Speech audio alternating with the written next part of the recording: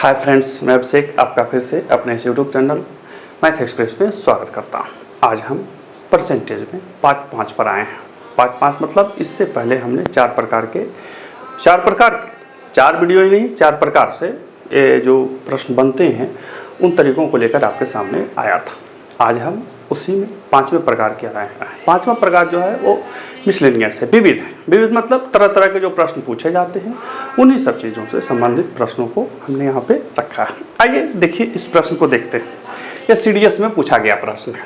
कहता है कि एक आदमी ने 17,200 रुपये की धनराशि को 3 भागों में विभाजित कर उसे 5%, 6% एवं 9% वार्षिक साधारण ब्याज पर निवेश किया। 2 वर्ष बाद उसे सभी तीनों स्थितियों में एक समान ब्याज प्राप्त हुआ। तो बताइए 9% ब्याज पर कितनी धनराशि दी गई। सिंपल प्रश्न है कि कुछ एक राशि है, उस राशि को 3 भाग में विभाजित कर दिया गया। तीनों को जो विभाजित किया गया उसमें समय तो समान था परंतु रेट ऑफ इंटरेस्ट अलग अलग था। जब ब्याज प्राप्त हुआ तो तीनों स्थितियों से समान ब्याज प्राप्त हुआ। तो बताइए कि आमुख पर कितना मिला। मान के चलिए कि प्रश्न में 9% था, वो 6% भी पूछ सकता है, 5% भी पूछ सकता है। इसके साथ वो जब परीक्षाओं में जाएंगे तो ये भी हो सकता है कि ये बोलेगा कि अच्छा इतना धन प्राप्त हुआ था तो इसमें और कितना प्राप्त होगा। मान के चलिए कि बीच का कोई एक गाइड कर देगा, वहां पे वो पूछेगा कि इतना % पर क्या ब्याज दिया गया था, या जब ब्याज इतना प्राप्त हुआ तो परसेंटेज कितना था। वो किसी भी तरह से पूछ सकते हैं। हम उन तरीकों को समझेंगे जिनसे मैथ को हम बिल्कुल इजी बना सकें। जैसे मेरा पूरा मोटो होता है, बिना कोई विशेष ट्रिक के, बिना कोई विशेष दिमाग लगाए हुए हम प्रश्नों को बिल्कुल साधारण स्थितियों में बना सकें। ये हमें बता दूं कि चूंकि मैं बना रहा होता हूँ, समझा रहा होता हूँ, बता रहा होता हूँ, इसलिए मुझे लिखना पड़ता है, इसलिए समय लगता है। जब परीक्षाओं में मैं बैठूं या जब आप परीक्षाओं में बैठे तो उतना का जरूरत नहीं है। दनादन लिखिए, बनाइए और चाहिए। देखिए हम क्या है, 17,200 रुपया को 3 भाग में बांटा। तो लिखेंगे माना धन P1, P2 एवं P3 है। ठीक है, तो P1 के नीचे हम लिख देते हैं 5%, P2 के नीचे लिख देते हैं 6% और P3 के नीचे लिख देते हैं 9%। समय कितना है, 2 वर्ष सभी के लिए, सभी के यही है ना। हम तीनों को बांट लिए, हमने इसको अभी डिवाइड नहीं किया, हमने सिर्फ P1, P2, P3 मान लिया। तो SI का सूत्र क्या होता है, SI चूंकि SI बराबर है तो SI का सूत्र होता है P1 गुने 5 गुने 2 बटा कितना 100। होगा या नहीं होगा। देखिए हम बिना कुछ अलग किए हुए मैथ को बना लेंगे। बराबर ये इंटरेस्ट इस इंटरेस्ट के बराबर होना चाहिए। P2 गुने 6 गुने 2 बटा कितना 100 बराबर P3 गुने 9 गुने 2 बटा कितना 100। चूंकि सब समान है तो हम इसे हटा सकते हैं। हटाएंगे तो क्या हो जाएगा, 10 P1 बराबर 12 P2 बराबर 18 P3। होगा या नहीं होगा, सो बताइए। स्पष्ट है, जरूर होगा। तो ये हमारा आ गया। तो क्या ये अनुपात आ गया, नहीं। अब इसी को हम अनुपात में बदल देते हैं तो हो जाएगा P1 अनुपात P2 अनुपात P3 बराबर कितना। इन सबका आप एलसीएम निकाल लीजिए, 10, 12 और 18 का। मेरी समझ से 180 होगा तो 180 में 10 से भागा दीजिएगा तो 18, 15, 10। ये आपका रेशियो आ गया।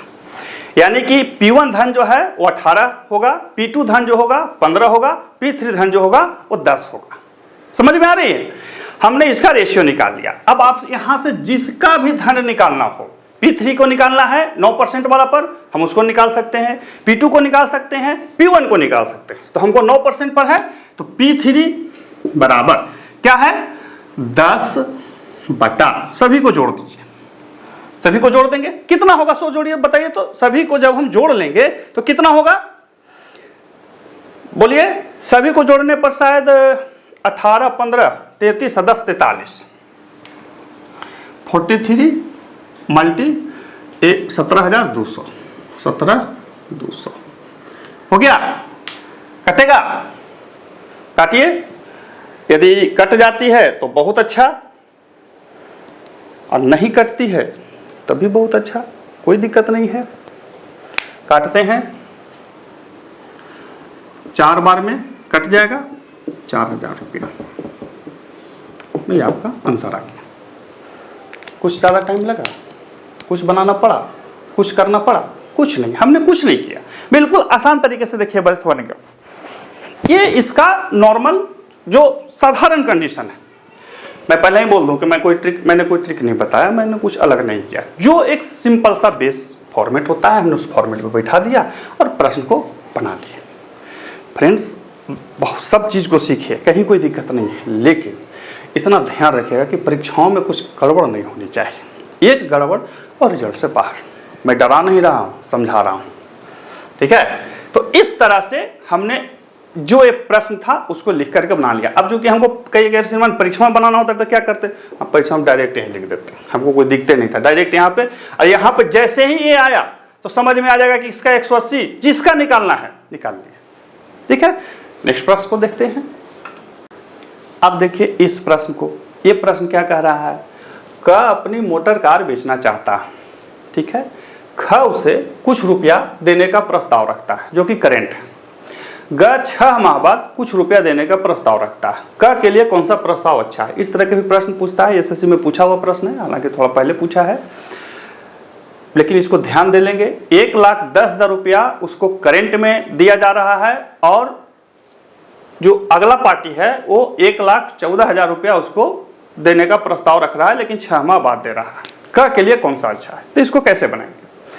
देखिए, ख जो है वो करंट पैसा दे रहा है, ग 6 माह बाद कुछ जोड़ करके दे रहा है या कुछ अलग अमाउंट दे रहा है। अब क ये देखेगा कि जो हमें करंट पैसा मिल रहा है उस पर क्या इंटरेस्ट मिलेगा, उसी इंटरेस्ट के अनुसार वो डिसाइड करेगा कि कौन सा अच्छा है। तो उसी के अनुसार निकाल लेते हैं ख। और भी प्रश्न था क्या जी, भूल गए क्या प्रश्न को?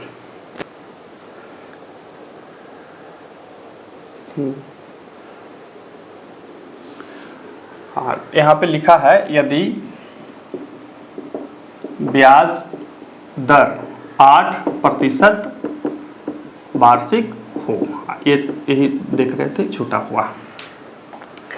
तो अब का ये डिसाइड करेगा कि ख जो हमें करेंट अमाउंट देगा, जो भी अमाउंट पड़ेगा उसका 6 माह का इंटरेस्ट क्या होगा।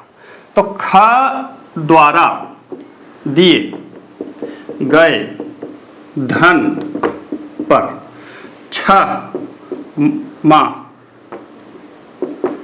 का ब्याज। ध्यान दीजिए, अब कहिए कि श्रीमान ख का काहे निकालेंगे, ग का क्यों नहीं निकालेंगे? तो देखिए, ग तो कहीं रहा कि हम 6 महीना के बाद इतना देंगे, तो जो हमें करेंट दे रहा है हम उसी पैसे का ब्याज न निकालेंगे, बैंक में हम जमा रखेंगे या कहीं पर धन के लिए, प्राप्ति के लिए हम कुछ पैसे लगाएंगे, तो यहीं से प्रस्ताव मिलेगा। तो ब्याज बराबर क्या हो जाएगा, 1,00,000 कितना है, 10,000 ना, 1,10,000 गुने 4 गुने 1 अब बटा कितना, 100। कहिए कि श्रीमान 4 का है कर दिए, तो ब्याज वार्षिक है, ब्याज जो है वार्षिक है, तो हम 6 माह का निकालेंगे तो घटाना पड़ेगा हमको, और हम इसे काट देते हैं। 11 चौके 44, 44 पर 200 रुपया। इतना रुपया यदि ख वर्तमान में देगा तो 6 माह बाद इस पैसे का ये ब्याज प्राप्त होगा, इस पैसे का ये ब्याज प्राप्त होगा। तो ख द्वारा दिया कुल धन बराबर जो धन है पहले से उसको प्लस जो धन ब्याज प्राप्त हो रहा है, जोड़ लीजिए। 11,44,00 ये रुपया ख के धन का बन रहा है। ग कितना दे रहा है, ग दिया बराबर 11,4,316 रुपया। अब आप ही बताइए कौन ज्यादा अच्छा है। ये 1,14,000 दे रहा है, ये 1,14,400 हो रहा है, तो यानी कि 400 रुपया फायदा हो गया।